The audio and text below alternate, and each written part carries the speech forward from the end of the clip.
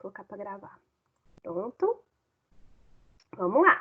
Então, osmose é um tipo de movimento passivo, sem gasto energético, espontâneo, e que acontece aí, esse tipo de movimentação está associada com a água, que atravessa por uma membrana semipermeável. Uma coisa importante, sempre que eu falo de osmose, a osmose, ela acontece neste sentido, tá? Então, anota aí no seu caderno. Sempre a osmose vai ocorrer do meio menos concentrado para o mais concentrado. Então, sempre a osmose vai seguir esse sentido. Do meio hipotônico. Hipo, quando eu falo hipo, está associado com baixo, tá?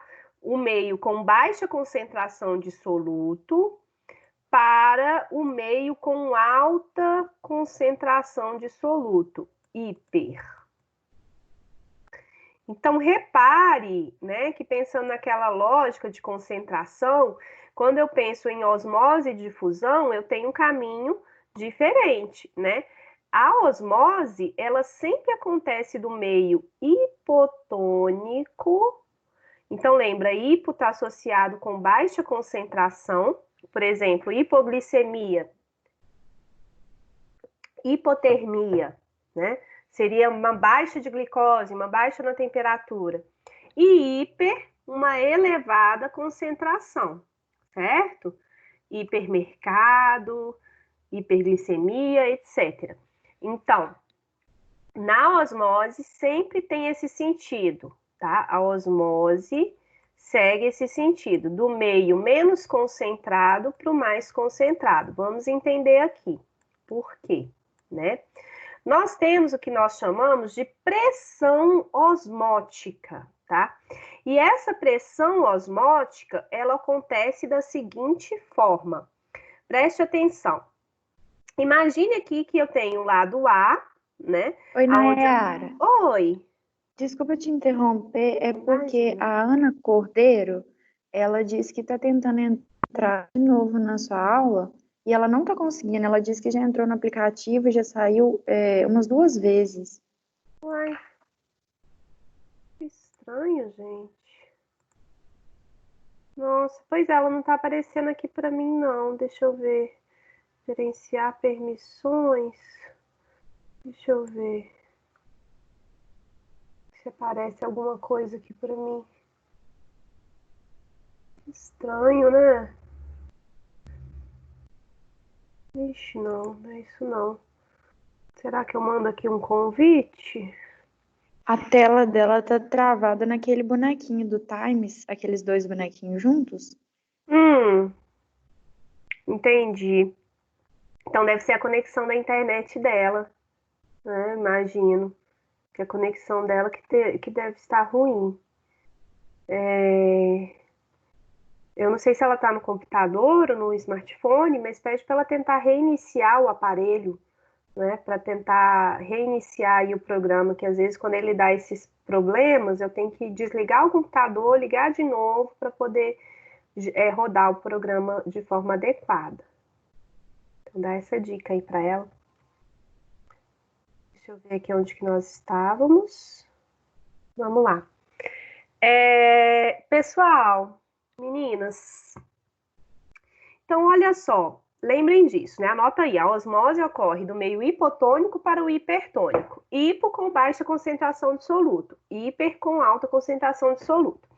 Imagina que eu tenho aqui este lado, tá? Este esquema, aonde o lado A representa aqui o líquido extracelular e o lado B é o líquido intracelular, hipoteticamente, tá? Separado aqui por membrana plasmática. O lado B tem teria essas moléculas aqui de soluto, certo?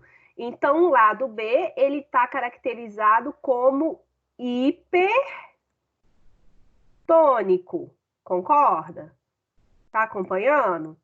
Por que, mas professora, por que que o lado B, por que que o líquido intracelular, neste caso, está hipertônico? Porque eu tenho essas moléculas aqui de soluto, diferente do lado A. O lado A, então, seria o quê? Fala aí para mim, que eu quero ouvir vozes. Hipotônico. Perfeito. Hipotônico. Vamos lá. Qual que vai ser o sentido, então, de movimentação da água? Ela vai entrar nessa célula ou vai sair? Vai sair. Vai sair ou vai entrar? Vamos lá, pensa aí. Ah, A tá. osmo- Ela vai entrar, por causa que o leque tá hipo e o líquido tá hiper. Exatamente. Então, o movimento da água, quando eu penso nessa movimentação da água, ela vai ocorrer do lado A para o lado B. Se você parar para pensar, olha só como que tem sentido. Na osmose, não movimenta o soluto, o que movimenta é a água. E na natureza, tudo tende ao equilíbrio, certo? Se eu tenho uma baixa concentração aqui, deste lado, e do outro lado, uma elevada concentração de soluto, quando essa água muda, vai para o meio hipertônico, você tem uma diluição desse soluto, concorda? E aí consegue manter o equilíbrio. Olha aqui, né? Você tem uma saída do lado A, entra no lado B, certo? Que seria aqui, que está representando nesse esquema, a nossa célula. Essa célula fica com maior teor de água e com isso você tem uma maior diluição dessas moléculas de soluto. Estão acompanhando? Sim. Sim, perfeito. Então vamos lá, vamos pensar nisso, né? Assim, na aplicabilidade disso. Olha só, muitas das vezes essa questão da osmose é utilizada, né, esse processo de dessecação é utilizado no controle de micro-organismos. Então, olha só, nós temos, né, que quando esses micro-organismos são expostos em uma solução hipertônica, a água sai de dentro daquela célula e vai para o meio, concorda? Né? Então, por exemplo, você tem aqui a bactériazinha, né? Essa bactéria necessita aqui da água para poder manter o seu metabolismo, né? E aí você pega este ambiente e coloca no meio hipertônico ou com uma alta concentração de sal ou com uma alta concentração de açúcar, por exemplo. Tá? Imagina, você alterou aqui a concentração desse meio. Com isso, se esse meio está hipertônico, o que que vai acontecer com essa célula? Vai ganhar ou vai perder água?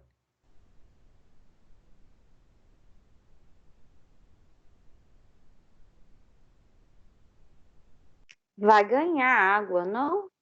Não, hipertônico. Olha, o meio está Então, hipertônico. hum, Vamos lá, o meio está hipertônico. Então, vamos pensar aqui naquela concentração. É como se fosse o oposto daqui, ó. Vem cá. porque eu entendi que se a água do lado A é transferida para o lado B, Isso. Agora, olha só esse exemplo aqui, tá? Tá aqui, você tem a bactériazinha que está em um alimento, por exemplo. Aí você coloca esse alimento em um meio hipertônico, cheio de sal ou cheio de açúcar.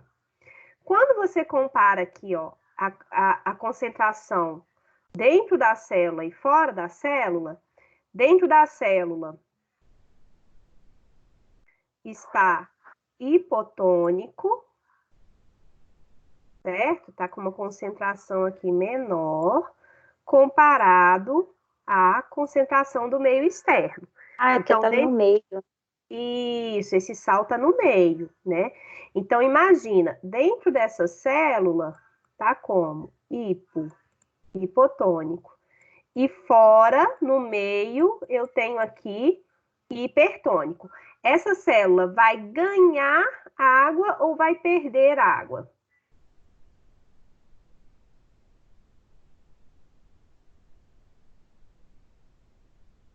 Qual que é o sentido aqui? Sempre da osmose. Vamos voltar aqui, ó. A osmose sempre acontece, anota no seu caderno. Essa que é a sacada. A osmose sempre acontece do meio menos concentrado para o mais concentrado. Neste caso, né, a bactéria vai ganhar ou vai perder água? O que vocês acham, Vai meninas? perder, Vai vai perder perder a água, água. como a alface perde água quando a gente joga sal nele. Exatamente, exatamente. Então você tem aqui a perda de água, né? Muito bom a lembrança aí do alface, né? É importante vocês pensarem nisso, fazerem essas associações. Perde a água. Com isso, como diminui a quantidade de água dentro dessa bactéria, vai diminuir o seu metabolismo. Por isso que é um método eficiente para conservar alimentos, para controle microbiológico, adicionar sal, né? Então, a tal da salmoura, né? Você coloca ali o sal, ou seja, diminui a atividade ali dos micro-organismos, ou até mesmo a questão do açúcar, né? Um meio com elevada quantidade de açúcar inibe a replicação microbiana. Nesse caso, então, outros exemplos, né? Foi a Laura que falou a questão do alface? Quem que Ô, foi? Foi. Nayara, no Foi, caso Flor. da batata, quando você vai fritar a batata, é bom você colocar sal antes ou não? Porque eu sempre fico na dúvida, eu penso, será que se eu colocar sal antes, quando ela entrar em contato com o óleo, vai entrar óleo por causa. Aí eu fico na dúvida se a batata, que eu já fiz essa experiência antes, qual que é? É Uhum. certo colocar o sal ou não? Boa. Olha só, pensando nessa lógica, né? Se eu pego aqui a batata, vamos pegar as batatinhas aqui, né? As batatas. E coloco aqui o sal, deixo ela aqui antes, exposta aqui ao sal, jogo um salzinho aqui por cima. O que que vai acontecer? A água presente nessa batata, né? Como você jogou o salzinho aqui em cima, a água que está dentro da batata tende a fazer o quê? Sair. Por isso que a batata fica mais sequinha.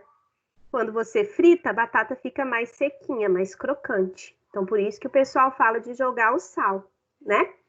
Outro exemplo, gente, vamos lá, vamos fazer assim, experiência prática. Hoje, na hora do almoço, daqui a pouco, você vai pegar um bife, certo? Vai pegar um bife, vai colocar aqui esse bife na panela. Vamos lá, porque aqui é igual, é o nosso dia a dia, né? Então, vamos lá. Ó, coloca esse bife aqui na panela, certo? E aí, você vai jogar aqui nesse bife o sal. Quando você coloca o sal no bife, o que que acontece, gente? Quem cozinha aí? Você jogou o salzinho no bife, ali na panela. O que que acontece? Enche de água, né? Nunca viu isso, não? Faz isso hoje, faz um bife aí duro, né, pra você comer. Quando você joga o sal, tem muita gente que fala isso. Olha, primeiro sela, você esquenta, vai lá, passa o bife, para depois jogar o sal. Porque se você joga o sal antes, quando ele tá mais cru, né, sem selar, o que que acontece? A água que estava dentro daquela carne sai, aí a panela fica cheia de água. E o bife fica mais o quê? Fica mais duro, né? Então, assim como a batata fica mais sequinha, esse bife também, se você joga o sal, perde água. Outro exemplo, a lesma. Todo mundo já fez isso quando criança, gente, né? Todo mundo já teve essa experiência. Viu uma lesma no quintal, né? Ah, uma lesma. Sim, uma lesma, um caracol, um sapo, sei lá. Lesma é mais comum. Aí você joga o sal naquela lesma. O que vai acontecer com ela? O que acontece com a lesma quando você joga sal? Ela seca. Ela morre, a pobrezinha, né? Matou a lesma. Porque ela perde toda a sua água ali, ó. Porque a água sai de dentro das suas células e vai para o meio, né? Ela sofre um processo aqui, ó, de dessecação, né? Outro exemplo, manta de bacalhau ou carne Isso que eu ia seca. falar, o peixe, a O carne do peixe, peixe. o bacalhau. Exatamente, quando você tem aquela manta de bacalhau, outros peixes que ficam na salmoura, né, que é pirarucu, etc. O que acontece? Você tem aqui essa manta do peixe, certo? E é baseado nisso daqui, ó, para diminuir a ação das bactérias, né? Joga o sal, né? E aí, a água que está aqui dentro desse tecido faz o quê? Sai, o peixe fica seco, não é? Fica aquela manta seca. E com isso, aquelas bactérias que poderiam deteriorar esse alimento, fazer com que ele apodrecessem, ficam inativas. E aí é um método de conservação. Estão acompanhando, amores? Sim. Nayara, Professora, Ótimo. por isso que antigamente, quando não tinha geladeira, o pessoal colocava as carnes no sal. Exatamente, né? É um método antigo aí, ó, de conservação de comidas, de conservação de Nayara, alimentos, né? A carne seca também tem a mesma origem, né? Para conservar ali, então, no interior, em ambientes mais, né, que eram mais com menos recursos, etc., ainda tem muito essa tradição da carne seca. Diga. Só uma Oi, dúvida que eu não estava conseguindo entrar, tô meio perdida. Você trocou os slides? Porque. troquei, eu vou disponibilizar isso. É porque o que eu falei? Essa parte de osmose, geralmente eu faço a prática com vocês, então aí eu deixei o slide separado. Mas aí eu vou. É porque geralmente eu trabalho isso em laboratório. Mas aí eu vou disponibilizar lá no Ava para vocês, tá bom? Junto Tá, com essa aula aí eu vou colocar essa parte de osmose. Tá bom, Flor? obrigada. Nada. Olha só, a questão, então, aqui da osmose deu para acompanhar? Vamos pensar aqui. Uma coisa que você precisa de lembrar é o seguinte, ó, anota aí, quem chegou agora foi a Ana, anota aqui, ó, a osmose sempre acontece do meio menos concentrado para o mais concentrado. Foi isso que a gente discutiu aqui como mais importante até o momento, né? Sempre acontece do hipotônico para o hipertônico. E aí nós temos uma série de exemplos, como eu citei para vocês, a questão da batatinha, a questão da lesma, quando você joga sal na lesma, né? E aí o meio fica hipertônico, ela perde a água. O bacalhau, que é conservado, a carne seca, né? É conservada aí a partir da aplicação desse sal, né?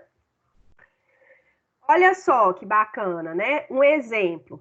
Imagina o seguinte: se você tem essa célula bacteriana em uma solução isotônica, então tem uma solução aqui, ó, 0,85%, uma solução fisiológica, né?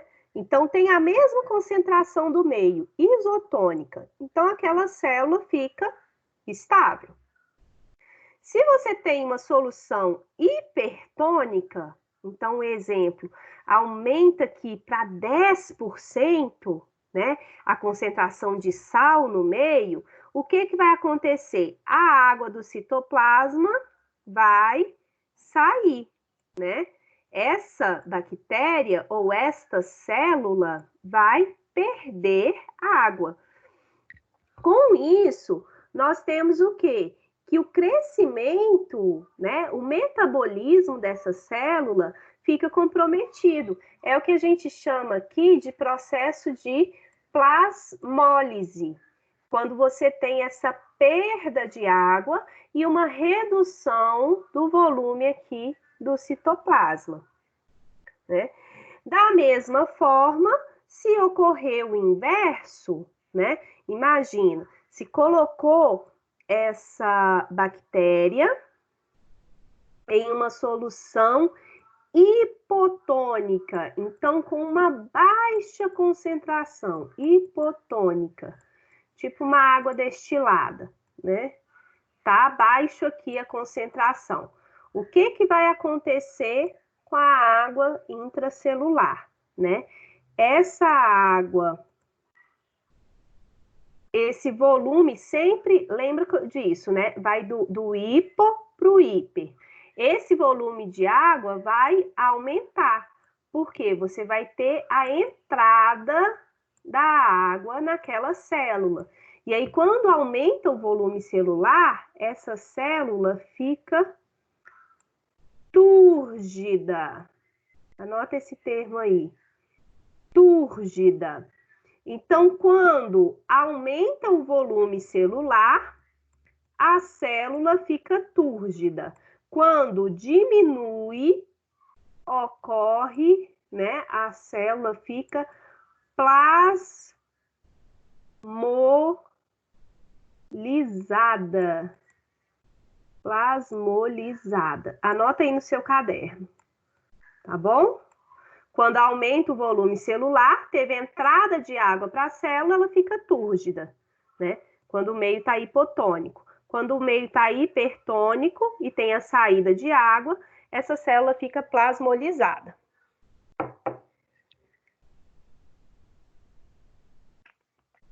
Dúvidas?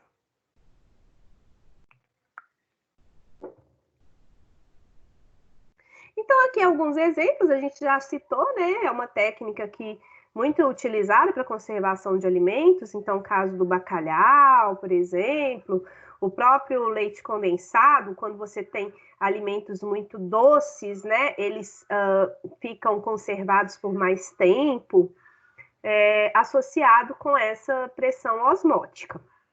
Em relação à osmose, deu para acompanhar? Deixa eu pegar um videozinho para vocês. Só um minutinho, eu vou pegar aqui um vídeo que mostra um pouco aí sobre a osmose.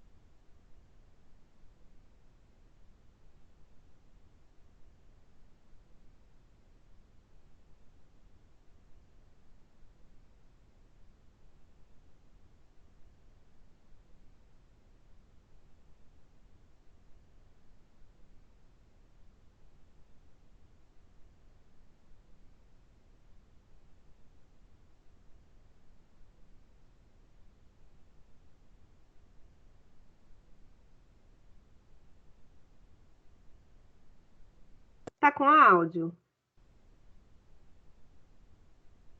Não.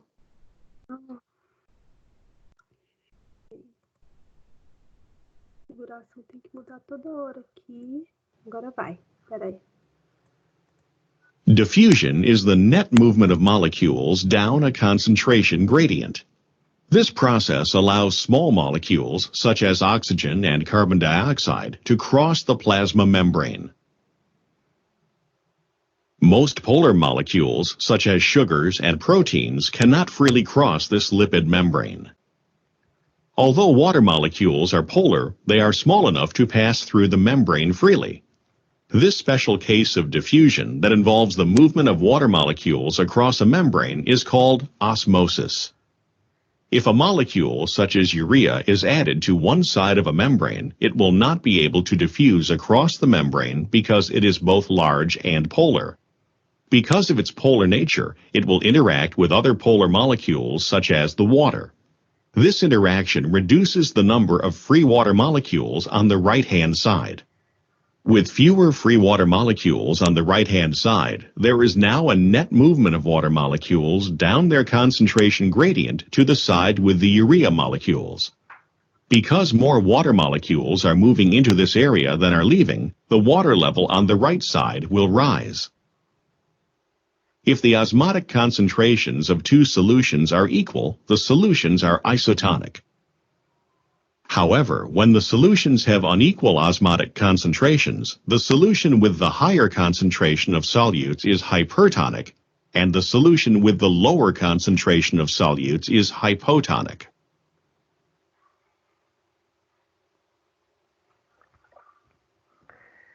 Certinho, gente? Tranquilo? Opa. Deu Diffusion. para acompanhar? Deixa eu salvar aqui lá na lista de vocês, que aí depois a turma também assiste.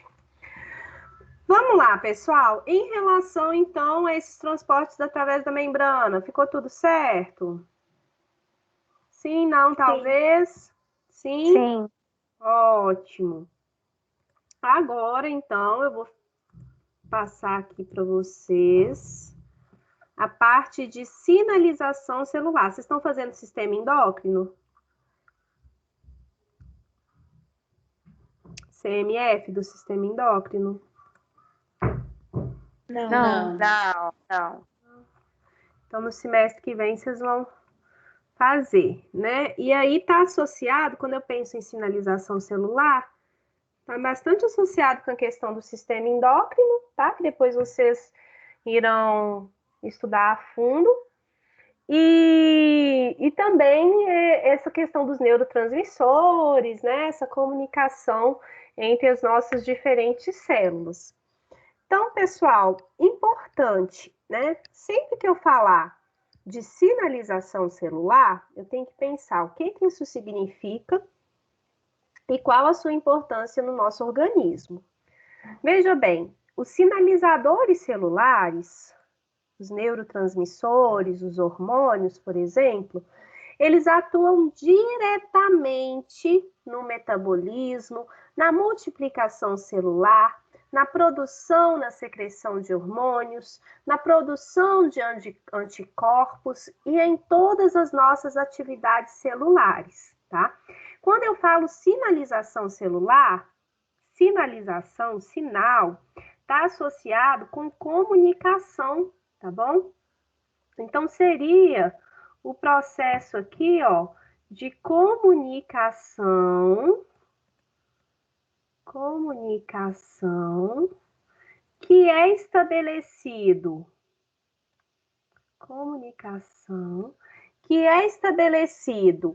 tanto dentro da célula, então eu tenho um mecanismo de sinalização celular, por exemplo, né, recebeu aqui determinado mensageiro, e aí eu preciso de liberar alguns íons de cálcio que estão aqui dentro do meu retículo, né, dentro do retículo ou de algumas vesículas naquela célula. Dentro daquela célula, você vai ter uma cascata de sinais. vai ter uma série de mensageiros que são transportados para possibilitar a secreção daquele elemento. Então, quando eu falo de sinalização celular, ela ocorre tanto dentro da célula, nós temos aquela comunicação intracelular, né, associada a toda essa questão de metabolismo, multiplicação, produção, secreção de hormônios, etc. Como nós temos também aquela comunicação, né, que ocorre entre diferentes células, né, que podem ser do mesmo tecido ou de tecidos diferentes. Então, quando eu falo de sinalização celular, é toda forma de comunicação, né? Lembra que quando eu falo de comunicação, nós temos mensageiros, etc., que acontece dentro da célula e entre diferentes células, intercelular. Como é o caso, por exemplo, que nós falamos aí no começo da aula, a questão da transmissão dos impulsos nervosos, né? A transmissão dos impulsos nervosos, ela só acontece a partir desse processo de sinalização celular. Vamos pensar aqui, né? Eu tenho aqui um neurônio, deixa eu desenhar aqui um neurôniozinho. Esse neurônio é composto aqui, né? Tem o corpo celular, não é isso? Esses dendritos. Aqui o núcleo bonitinho com o nucleolo. Aí tem aquele prolongamento. Qual que é o nome desse prolongamento mesmo? Axônio. Tenho as terminações aqui com os botões sinápticos, certo? E isso daqui está em contato, vamos supor que eu tenho aqui uma placa motora, tá? Que seria uma junção neuromuscular. Então, eu tenho aqui o músculo, certo? O músculo com seus receptores, etc. O que acontece aqui na transmissão dessa mensagem, né? Essa mensagem ali, esse impulso nervoso, é um exemplo de sinalização celular. Você tem aquele estímulo que vai ser recebido aqui, né, nos dendritos, vai gerar aqui o potencial de ação, que vai percorrer aqui esse neurônio. Ao chegar nos botões sinápticos, leva à liberação do quê? Dos neurotransmissores. Esses neurotransmissores, que serão liberados na fenda sináptica, nada mais são do que mensageiros celulares, né? Esses neurotransmissores. Então, você tem aqui esse mensageiro que vai se ligar ao receptor e vai possibilitar, por exemplo, a contração desse músculo, né? Esse processo de contração muscular, a partir dessa via motora, contração do músculo. Então, olha só, é um tipo de comunicação que se dá entre o nosso sistema nervoso central, que vai encaminhar aqui essa mensagem, né, para o periférico, até chegar no músculo. Então, seria um exemplo aí de sinalização, né, celular, onde você tem essa comunicação entre diferentes tipos celulares. Estão acompanhando, pessoal? Sim? Sim. Então, toda vez que eu tiver uma sinalização, tem alguns termos que são importantes, tá? Eu tenho aquele mensageiro. Esse mensageiro seria aquele portador do sinal, né? Que seja um sinal químico, um sinal elétrico. E assim como eu tenho um mensageiro, eu tenho o quê? O receptor. que vai fazer a recepção deste sinal, tá? Então, os tipos de sinalização celular irão variar aí de acordo com o tipo de mensageiro e receptor que eu tenho. Então, vamos lá. Para que, se tiverem dúvidas, falem a qualquer momento. Para que ocorra a sinalização celular, são necessárias, então, moléculas sinalizadoras, como é o exemplo, né, que eu tinha falado da acetilcolina, serotonina, adrenalina, etc. São exemplos de moléculas sinalizadoras, de mensageiros, certo? Para que ocorra a sinalização celular, são necessárias moléculas sinalizadoras e receptoras, que se ligam, gerando uma resposta fisiológica. Então, olha aqui, a partir do momento que você tem a produção daquele sinal e ele se liga ao receptor, isso possibilita o quê? A resposta fisiológica, que no meu caso ali, que eu tinha falado aqui dessa questão da placa motora, seria o quê? O processo de contração muscular. Então, você tem aqui a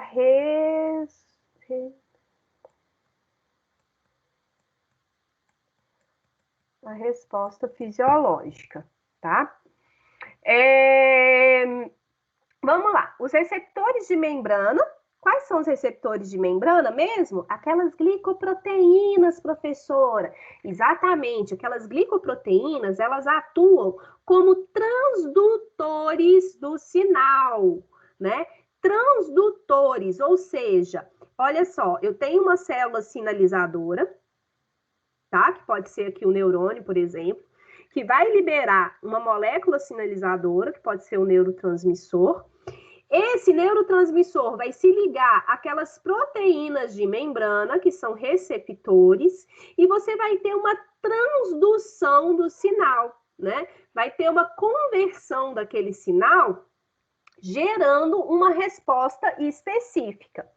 Se aquela célula não tem aquele receptor, não é gerada aquela resposta. Então, por exemplo, no caso da contração muscular, que eu havia citado, a acetilcolina, ela vai se ligar a receptores acetilcolinérgicos. Se a célula não tem esse receptor acetilcolinérgico, seja por uma mutação, seja por uma doença genética, essa pessoa vai ter problemas em relação à resposta muscular, o que pode levar, por exemplo, alguns prejuízos em relação ao tônus muscular. Pode levar à paralisia de determinados membros, por causa da falta desse receptor. Estão acompanhando? Então, quando eu falo de sinalização, tá dando? Importante, sinalizadora, célula sinalizadora, identificar quem que está enviando o sinal, qual tipo de molécula que está sendo enviada, os receptores e a resposta. Nós temos 3 tipos básicos de sistema ali de comunicação celular.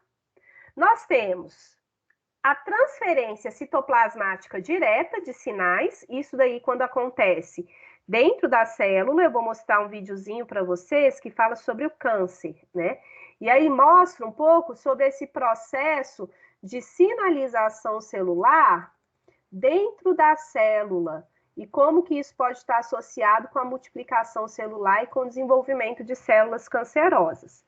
Então, nesse primeiro exemplo, a transferência direta de sinais, né? Ou seja, que ocorre aqui dentro do citoplasma, dentro da célula.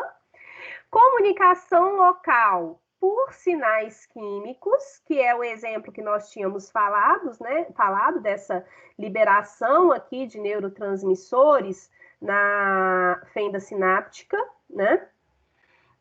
Ou ainda comunicação a longa distância de sinais químicos através da circulação sanguínea. Como que se dá essa circulação a longa distância?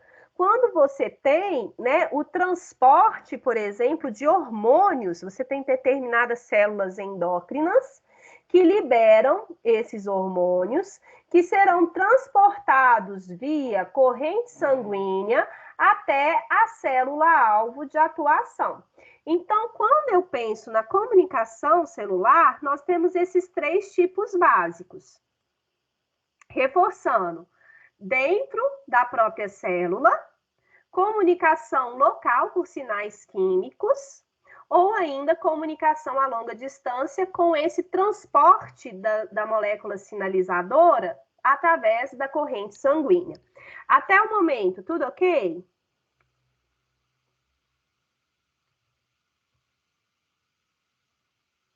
Tudo ok?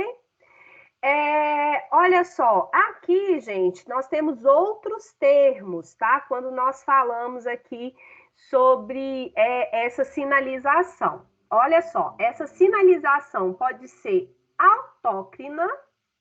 O que seria autócrina? Olha o termo aqui, auto, né? Autócrina, auto, está associado com o seguinte, a molécula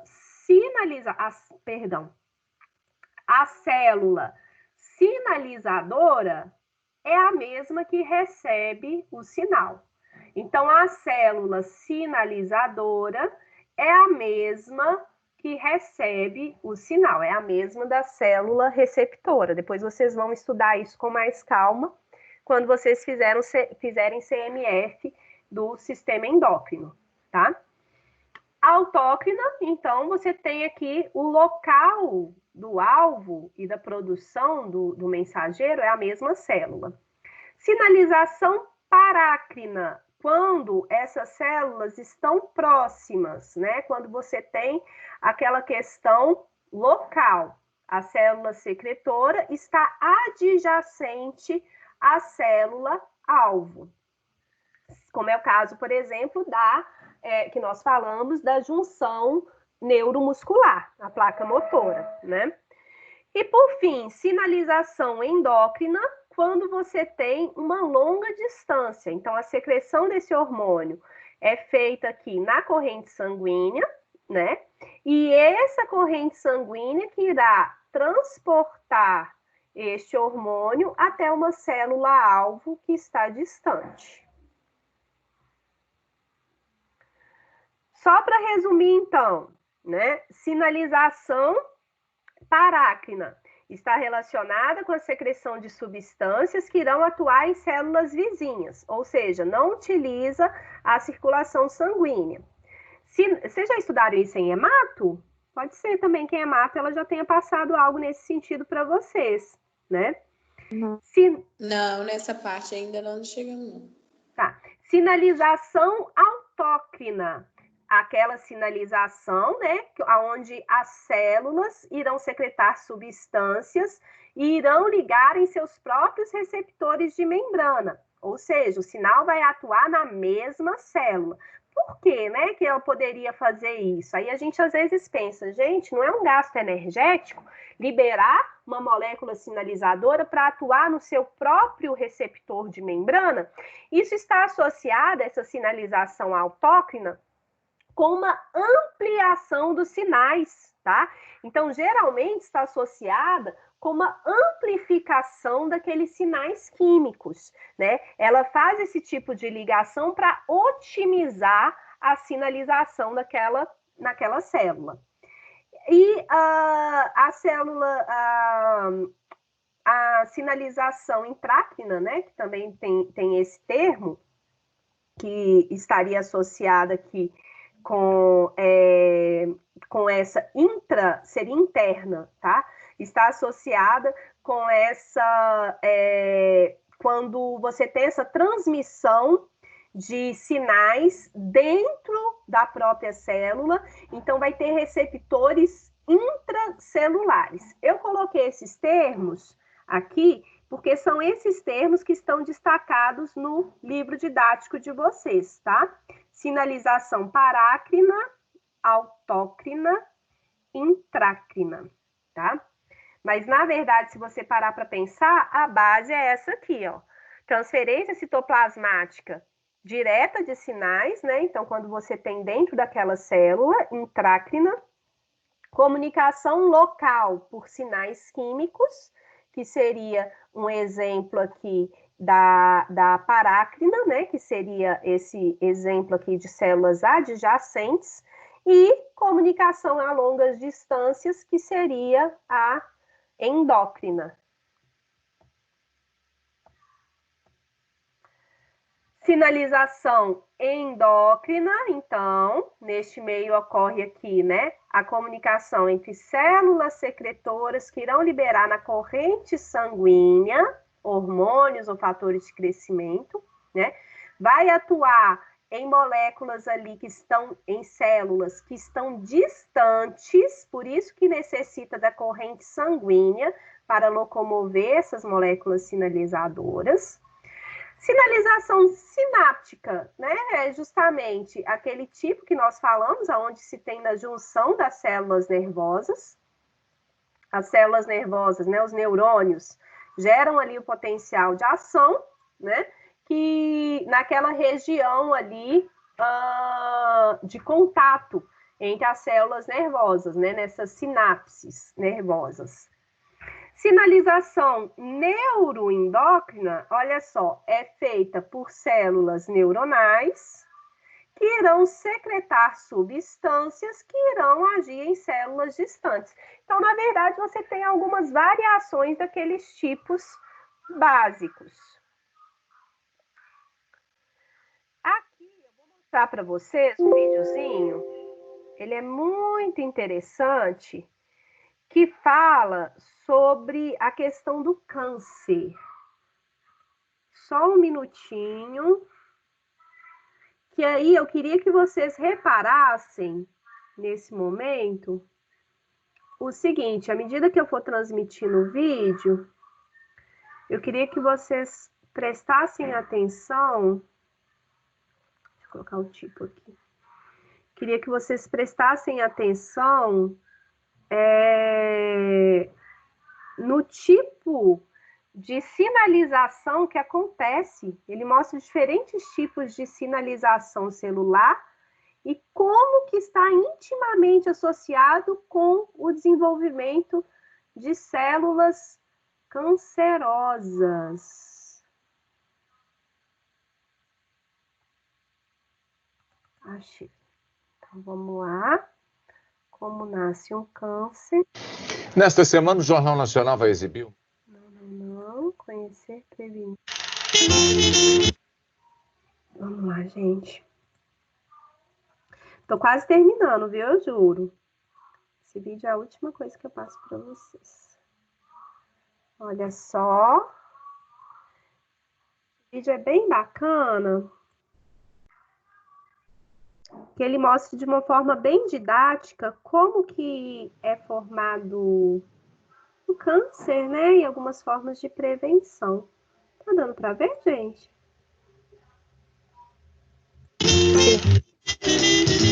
Tá com áudio, né? Então vamos lá.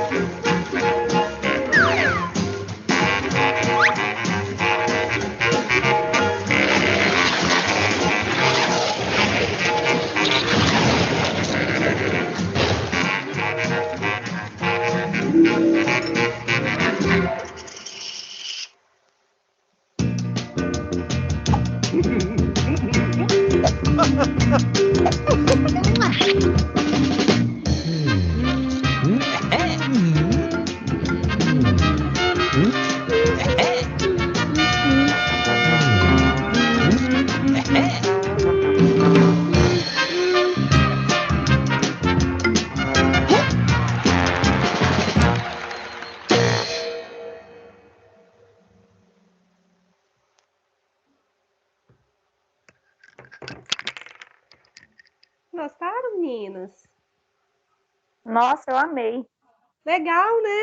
Eu acho assim super didático, né? A gente pensa assim que quando a gente fala de assuntos tão complexos, às vezes, nossa, sinalização celular, mas como que acontece? Eu acho esse vídeo bem bacana porque ele traz de uma forma bem didática, né? Uma questão importantíssima aí para o nosso dia a dia, né? Meninas, só para fechar aqui, na próxima aula a gente fala mais sobre isso, tá? Em relação à sinalização celular, né? Nós temos ali que esse mecanismo de sinalização intracelular, ou seja, essa sinalização que acontece dentro da célula, né, como foi mostrado ali na própria questão da célula cancerosa, nós temos ali uma série de receptores que estão acoplados aí a esses canais iônicos, né, que são chamados também ou a outras enzimas, né, ou até acoplados ao que nós chamamos de proteínas G.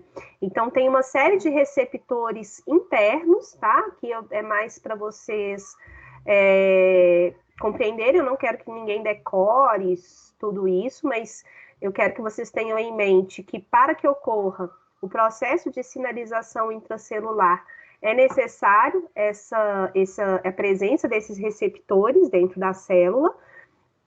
E nós temos aqui, o que é falado lá no livro didático de vocês, as proteínas G, né? Que são importantíssimos receptores de membrana, tá? Que está associado aí com essa questão da recepção de sinal. Então, se nós temos, por exemplo, aquelas proteínas na membrana plasmática, as aquaporinas, que estão associadas com o transporte de água, temos as proteínas dos canais iônicos, que estão associadas com a entrada de íons. Nós temos aquelas proteínas G, que são importantes receptores, né?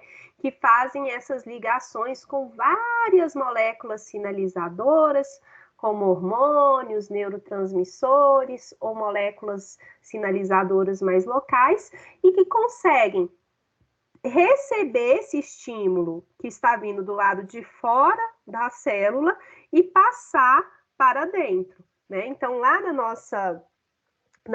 nesse videozinho que eu passei para vocês, tinha aquele receptor de membrana que recebia aquele sinal e aí escrevia aquela mensagem para dentro da célula, não tinha? Como se estivesse escrevendo ali numa máquina de escrever, como se estivesse digitando um sinal para dentro da célula. Quem faz essa transdução do sinal reconhece aquele estímulo, processa aquela informação e leva essa mensagem para dentro, geralmente são as proteínas G que estão presentes na membrana plasmática. Deu para acompanhar, meninas? Deu para acompanhar? Sim. Maravilha.